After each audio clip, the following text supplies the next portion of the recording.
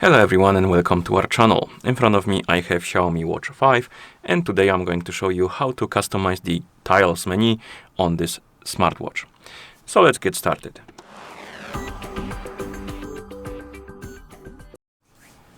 Tiles menu allows you to quickly access some of the features of the watch like health stats, heart rate, weather and stuff like that. Basically you have some tiles for different features of the watch and we can edit this menu. By default, you have some pages added here, some tiles, but you can press and hold on one of the tiles to open the edit menu. And here you can add a new tile by tapping on add new. Scroll through the list, and as you can see, we have some additional tiles we can add. There's quite a few of them, actually. For example, timer. I'm going to add timer. You can also remove the tile by tapping on remove under one of the tiles. So let's remove maybe Gemini, like this. And you can also move them around. So if you press and hold on the current tile, you can move it to the side by just scrolling like this, and then you can drop it.